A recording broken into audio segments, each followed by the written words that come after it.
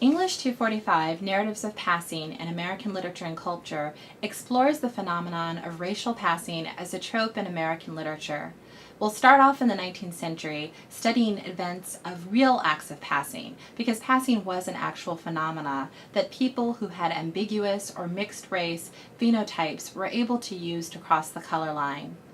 The color line, prior to the period established through Jim Crow segregation, at least in the 19th century, would have been analogous to the Mason-Dixon line. So we have a figure like Ellen Craft, who disguises herself as a white slaveholder and her husband as her own slave in order to escape from freedom to slavery, crossing an actual border between South and North, between freedom and bondage. But later we would see authors pick up this trope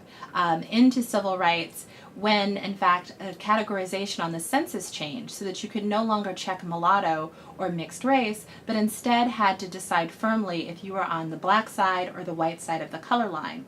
This led to, according to some speculation, numerous people choosing to cross over from black to white, and fiction writers took this up with a vengeance. There are many, many narratives produced from the late 19th century into the earlier part of the 21st, especially during the Harlem Renaissance, with titles like Passing, The Autobiography of an Ex-Colored Man, Comedy American Style, that detail the stories of an individual passing or multiple individuals, in some cases whole families,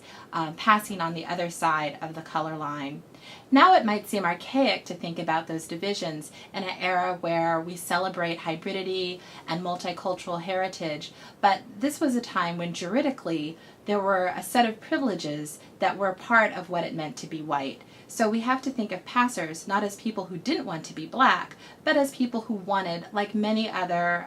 groups in society, to access those privileges that were part and parcel of the economic, social, national category of citizenship that whiteness entailed. Because passing was such a visual phenomenon, we will also be looking at films, specifically those produced during the 1950s, like Imitation of Life, Lost Boundaries, and even the Walter Mosley dramatization of The Devil in a Blue Dress. These films will give us an opportunity to think about how passing worked on screen and the relationship and correlation between the textual novels exploring this phenomena and how they appeared in visual and popular culture during the time.